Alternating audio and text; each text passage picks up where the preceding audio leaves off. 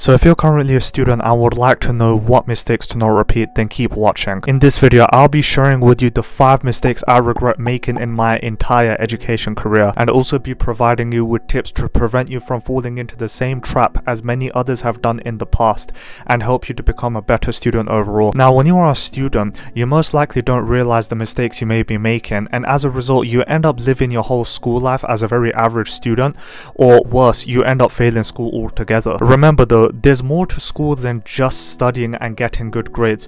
You may think that you don't have a lot of time, but just know that these years are actually one of the most freest ones that you'll have in your entire life, so you really want to make sure that you utilize this time very wisely. With that in mind, let me now get straight into these 5 mistakes. The first mistake I regret making was not studying properly. Most of the time I would leave my homework to the last minute and not get it done properly, when in fact I know that I could have if I had just put more time and effort into it. I would say that I was quite an intelligent student, but I just didn't utilize this properly. I guess this just shows that it just wasn't a big enough priority for me. Not only that, I would not give myself enough time to revise before my exams, which led to a lot of late nights, a lot of cramming, a lot of unnecessary stress, and also just very poor grades. And the worst thing is, it was all self-inflicted. The moral of the story is just set a bit of time every day if you can to get some revision in. For those of you who relate to my situation and are struggling to get some revision time in, let me share with you some tips that might be beneficial to you. The first step you should take is get the syllabus for all of your subjects. This will allow you to get a good grasp of what you need to do. When you see the whole picture, it becomes a lot easier to be able to delegate different topics to different days. Take the syllabus along to school with you, and you could follow along with the teachers in class, or you could decide to go ahead if you wish to do so. I knew some students who did this. Next, consider creating a timetable. I know it can get very overwhelming when you have a lot on your plate and don't know how to manage your time properly. It happens to me also. You want to set specific times in the day where you will focus on a specific topic. Create a calendar that fits your lifestyle and routine. Just remember, don't spend too long on the topics that you are very confident in, and give more time to the topics which you are weak in. If you're looking to create an online calendar, I'll suggest creating a free Google account and using the online Google Calendar app that is on which you can use on the desktop, and you can customize it as you like and make it fit your schedule. And finally, you want to start earlier. When the school year begins, a lot of students don't take revision seriously. This is a big problem because they feel that they have a lot of time to catch up on the work. But don't let this fool you. Before you know it, exam season will arrive and you will be so restless because you wouldn't have done any revision. You would have so much work to catch up on many months before as well, and you would have a huge mountain to climb, meaning that your exams are basically at risk. To prevent this, start revising as early as possible and put in around 2 to 3 hours a day, even more if you wish to do so. This will help you to retain the knowledge that you have been revising rather than having to cram it in later on. The next mistake I regret making was not asking for help. The teachers are there to help you to pass, so utilize that as much as you can. They know far more than you on any of the topics, so if you are stuck on a particular part, just ask them if you could arrange a specific time, whether it be at break time or after school, and then they can explain the topic in more detail. I remember saying to myself so many times that I'll do it later on in my own time, but never really got around to doing it. This was my way of just avoiding asking for help from the teachers. Some of those parts I wouldn't even understand properly, and I would go into the exam winging it. My suggestion is just completely do not do that. The quicker you can understand the concepts, the more time you'll have to focus on other things, the parts you are weak on, and it will also boost your confidence in learning as well. Here are some tips that might be able to get you to ask the teachers for more help. Firstly, you want to prepare a list of questions. This could be questions that you are struggling with, or questions about a particular topic that you're interested in. Remember, it doesn't always have to be about the lesson. Some teachers are quite open, so if you would like any advice on personal things or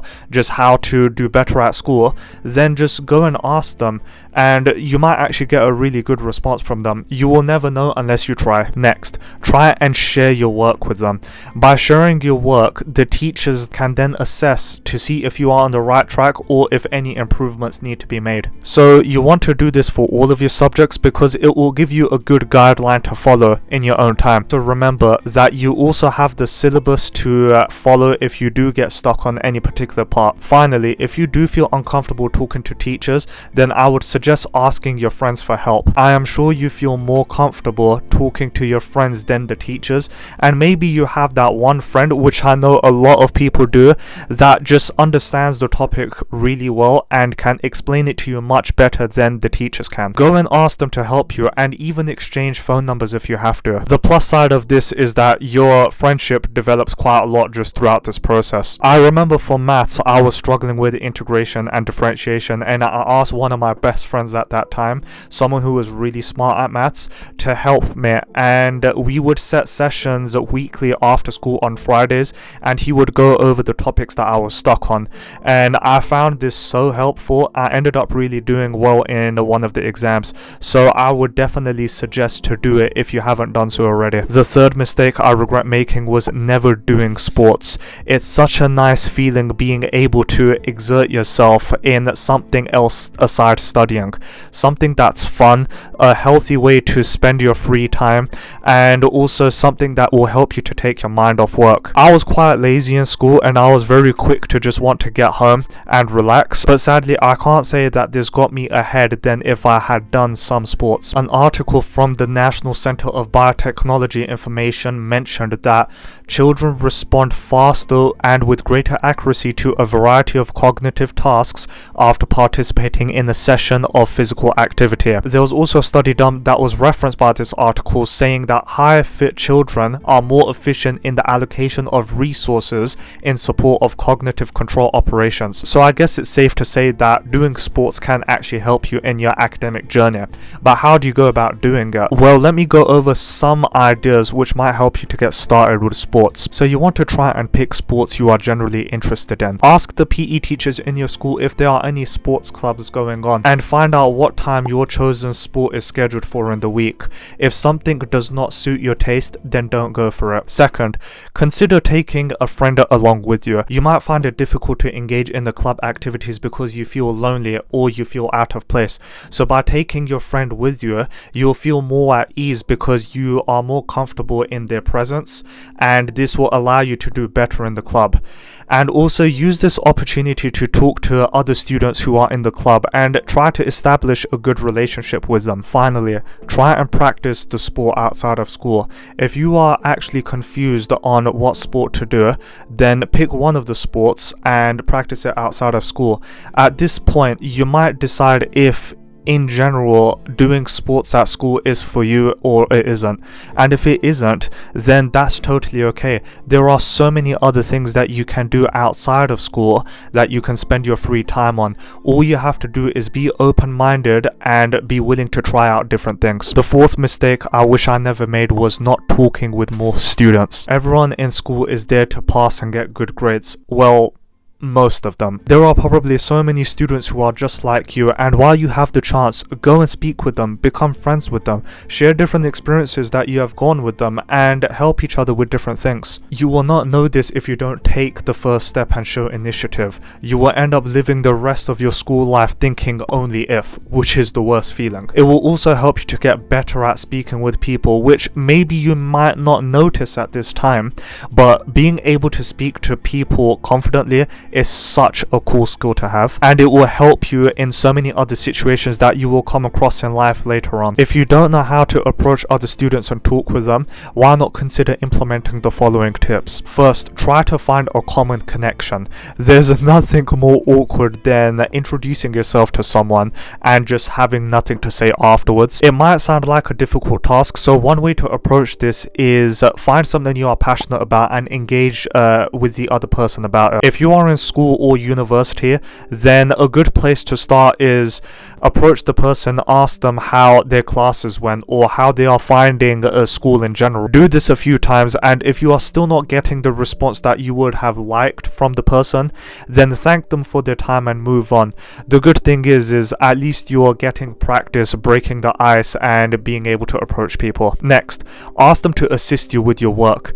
Just like another previous tip I mentioned, if you find out that someone is in the same class as you, or someone is in a different class but studying the same subjects as you, then you can reach out to them and ask them for help. You could ask them to revise with you in the library or classroom as well. And remember, it doesn't always have to be just about work. If you would like to go have lunch with them or just hang out after school, then that's totally fine. It all comes down to how you approach the other person and how you say things. Finally, consider sitting next to random people in the cafeteria.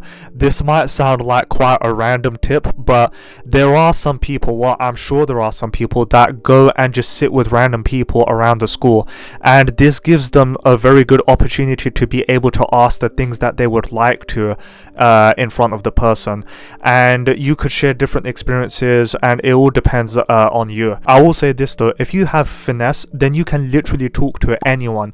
It does take a lot of practice, but once you got it, then it's another good skill to have. The final mistake that I made, which I want to share with you, is that I never attended social events. I guess this one applies to more university than school, because there are more social events at university compared to secondary school and college, which is the equivalent of middle and high school. I have to say though, I wasn't much of a social person at university, a large reason being due to COVID, and it was very much just going in university to do my classes and just leaving as fast as I could. But thinking back now, I just took this for granted so badly, and it just kind of hurts knowing that this time is not going to come back again. Social events give you an amazing opportunity to immerse yourself in the environment and see what resonates with you, and it also gives you a good opportunity to be able to talk to a variety of different people, and who knows, you actually might speak with someone and end up being friends for life.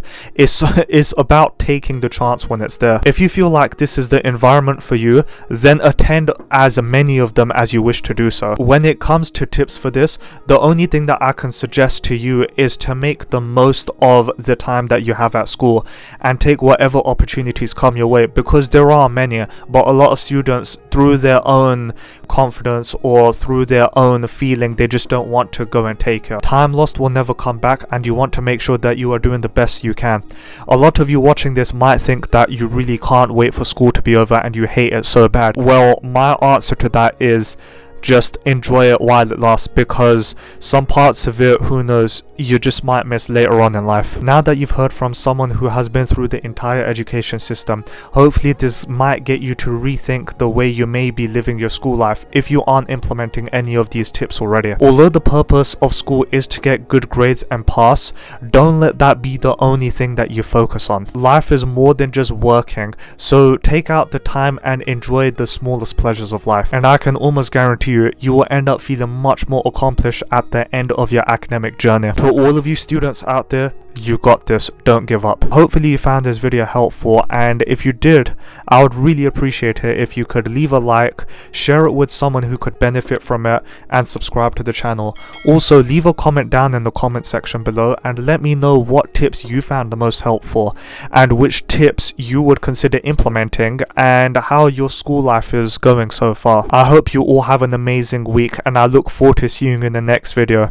Bye for now.